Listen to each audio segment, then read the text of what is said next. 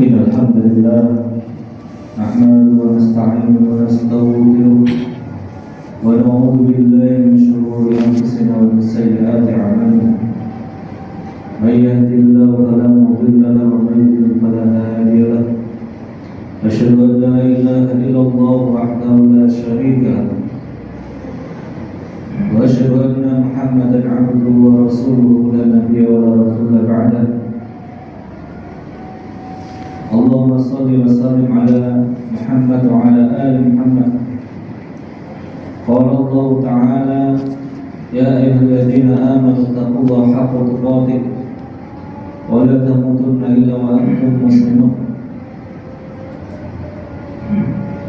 يا أيها الناس اتقوا ربكم الذي خلقكم من نفس واحدة وخلق منها زوجها فبث منهما رجالا كثيرا ونساء واتقوا الله الذي تساءلون به والأرحام إن الله كان عليكم رقيبا يا أيها الذين آمنوا اتقوا الله وقولوا قولا سديدا يصلح لكم أعمالكم ويغفر لكم ذنوبكم ومن يطع الله ورسوله فقد فاز فوزا عظيما أما بعد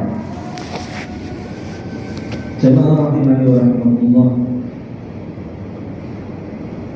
kami wasiatkan sebagaimana Rasulullah SAW mewasiatkan kepada para khatib yang dimana ini bagian dari khutbah agar selalu berwasiat setiap pekannya agar kita meningkatkan ketakwaan kepada Allah Subhanahu wa taala. Seluruh kaum muslimin pada hari ini diberikan wasiat bertakwalah kepada Allah Subhanahu wa taala, karena takwa itu adalah bekal yang sebaik-baiknya di dunia maupun di akhirat. Kenapa kita diwasiatkan untuk bertakwa? Yang pada hari ini, karena takwa itu butuh perjuangan. Takwa butuh perjuangan yang dimana dalam sepekan sebelumnya yang kita sudah melaluinya, bahkan kita tidak bisa sedetik pun untuk mengembalikannya. Dan kita sudah melaluinya, entah itu dengan sesuatu yang manfaat atau sia-sia. Maka dalam sepekan yang sudah kita lalui, yang bisa jadi kita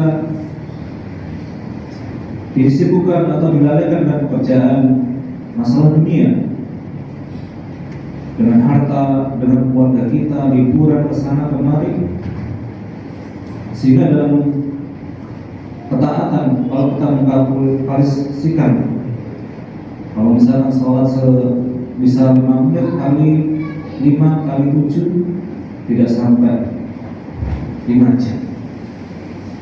Dalam sepekan kita melakukan ketaatan kepada Allah Subhanahu wa taala misalnya dalam sholat tidak sampai. Maka pada saat ini bertakwalah kepada Allah Subhanahu wa taala. Kita akan menyongsong hari yang kita tidak tahu dalam bukan ke depan. Dan di mana pada hari inilah momen agar kita meningkatkan ketakwaan kepada Allah Subhanahu wa taala. Yang di mana ketakwaan ini bisa bermanfaat, bisa berpengaruh dalam hidup kita adalah dengan amal jawarih. Wasiat ini tidak ada gunanya ketika kita tidak beramal. Sehingga ini bagian dari rukun khutbah. Wasiat takwa ini sebisa mungkin kita usahakan dengan amal-amal yang jelas. Dan ketakwaan itu bisa diukur dengan amal, dan kita bisa mengidentifikasi. Semakin mudah langkah kita menuju masjid,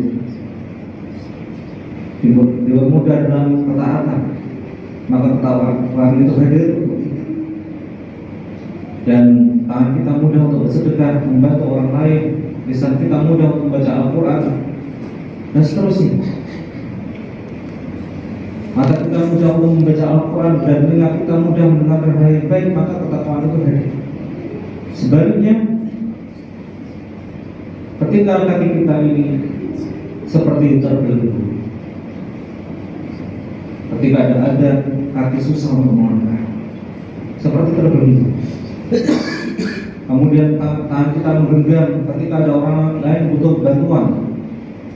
Bisa kita hanya membungkam ketika di depan kita ada Al-Quran, tidak pernah membacanya sedikit pun dalam setahun. Itu bisa jadi sebulan pun tidak pernah.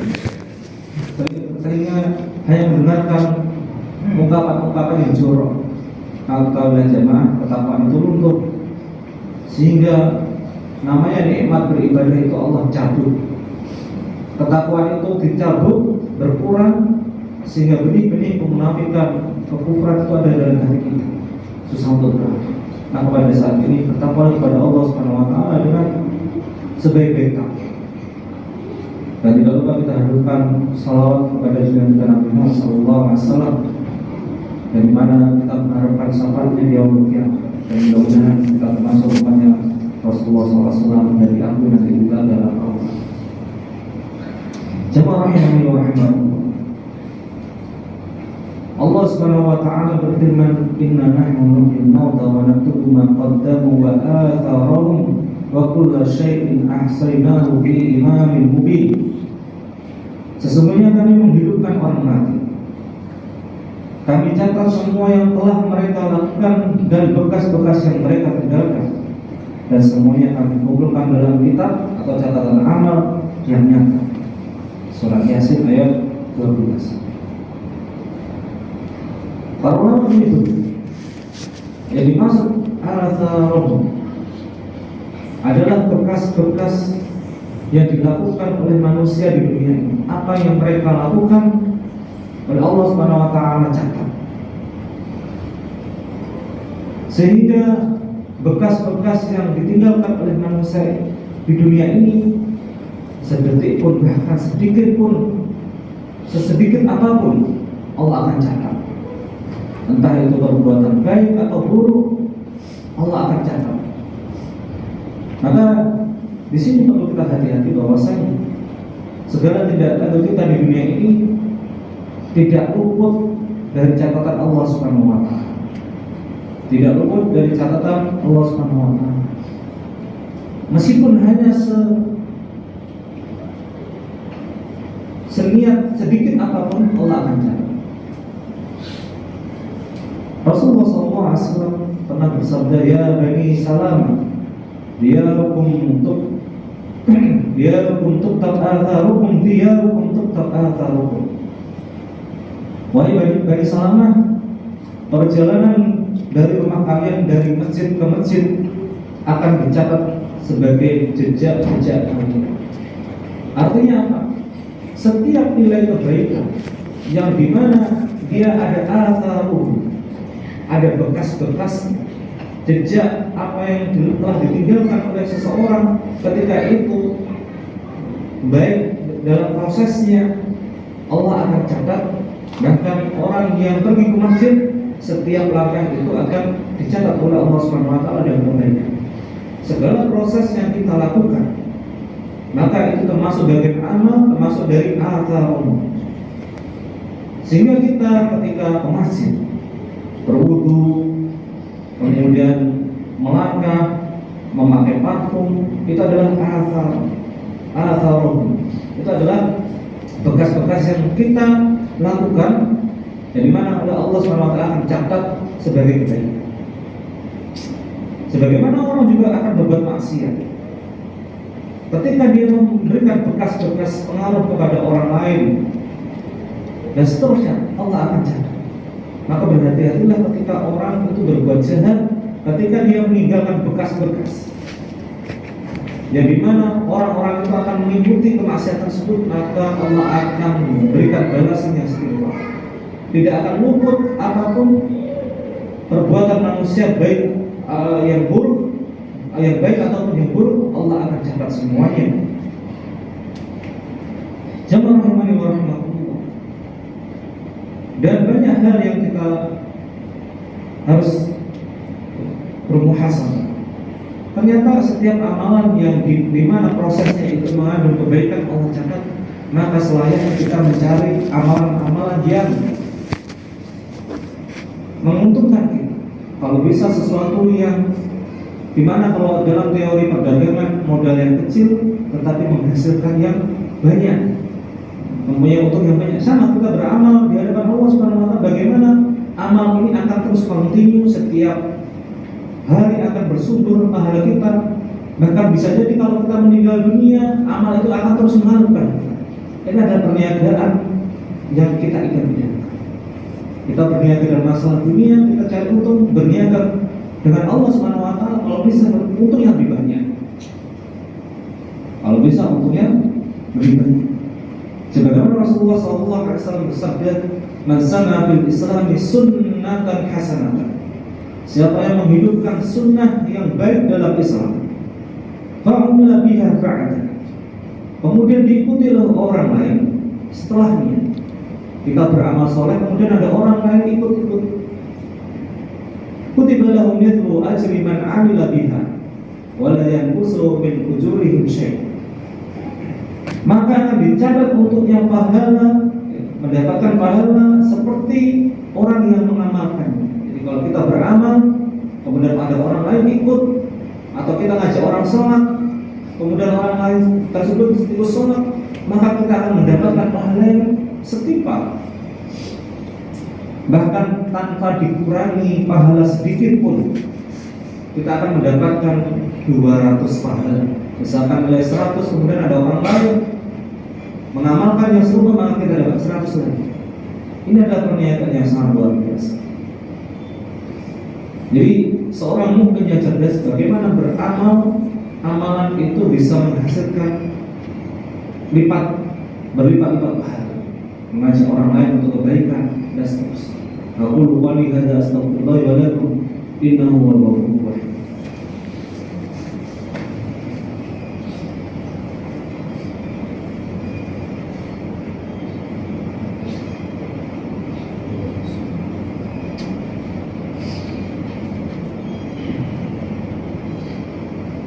Alhamdulillahilladzi hadana li hadza wa ma kunna linahtadiya lawla an hadana Allah. Asyhadu an la ilaha illallah wahdahu la syarika lahu wa asyhadu anna Muhammadan 'abduhu wa rasuluhu la nabiyya wa la rasula ba'dahu. Ya ayyuhalladzina amanu taqullaha haqqa tuqatih wa la tamutunna illa wa antum muslimun. Jamaah rahimanallah.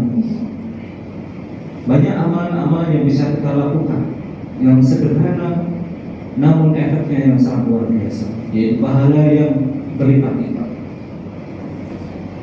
Jangan sampai kita hanya egois beramal dengan amal yang hanya untuk kita, tapi kalau bisa amalan-amalan itu bermanfaat untuk orang lain, itu sesuatu nilai yang sangat luar biasa. Kita tidak perlu pusing-pusing bagaimana cara amal yang banyak, misalkan harus kaya dulu, tidak. Banyak amalan-amalan yang harus kita lakukan, yang bahkan itu sesuatu yang sepele, yang bisa kita lakukan tapi nilainya sangat luar biasa. Salah satunya adalah menjadi seorang muadzin. Rasulullah SAW bersabda, walahu mithlu ajri man shallama. Pahala seorang muadzin itu mendapatkan pahala sebagaimana banyaknya orang itu sholat. Seorang muadzin ketika ada banyak ribuan orang sholat, dia akan mendapat pahala yang serupa. Dan para ulama menyebutkan bahwasanya keutamaan seorang muadzin itu lebih utama daripada seorang imam sholat. Maka menjadi muadzin adalah sesuatu yang bisa jadi alternatif kita mendapatkan pahala yang luar biasa. Begitu juga amalan-amalan yang lainnya, misalkan dalam waktu dekat kita akan ada puasa bulan Ramadan. Man fattara shaliman, barang siapa yang memberikan buka puasa bagi orang yang berpuasa, maka baginya pahala yang semisal, memberikan takjil dan seterusnya. Ini termasuk bagian amalan-amalan yang sangat luar biasa. Sehingga kita menjadi muslim yang cerdas adalah bagaimana meninggalkan jejak-jejak kebaikan itu, yang kalau bisa jejak kebaikan yang terus bersumber pahalanya. Jangan sampai kita meninggalkan jejak-jejak di dunia ini, jejak-jejak yang jelek, apalagi menjadi dosa jariah. Kita mengajari orang jelek misalkan, maka pahala itu akan dosa itu akan menimpa kita. Maka jemaah rahimani wa rahimakumullah, di antara cara kita mendapatkan amalan-amalan sholat yang bisa banyak menghasilkan pahala adalah dengan cara belajar ilmu agama. Mana amalan-amalan yang punya fadilah yang luar biasa maka kita lakukan. Dan mudah-mudahan yang sedikit ini bermanfaat untuk kita. Marilah kita bersalawat kepada Rasulullah SAW untuk menutup khutbah kita kali ini. Allahumma shalli ala Muhammad wa ala ali Muhammad kama shallaita ala Ibrahim wa ala ali Ibrahim innaka Hamidum Majid. Wa barik ala Muhammad wa ala ali Muhammad kama barakta ala Ibrahim wa ala ali Ibrahim innaka Hamidum Majid. Allahumma ighfir lil muslimina wal muslimat wal mu'minina wal mu'minat al-ahya'i minhum wal amwat innaka sami'un mujibud da'wat. Ya Qadir Hajim Rabbana zalamna anfusana wa illam taghfir lana wa tarhamna lanakunanna minal khasirin. Allahumma inna nas'aluka huda wa tuqa wal 'afafa wal ghina. Allahumma inna nas'aluka 'ilman nafi'an wa rizqan thayyiban wa 'amalan mutaqabbalan. Rabbana atina fid dunya hasanah wa fil akhirati hasanah wa qina 'adzaban nar. Wa sallallahu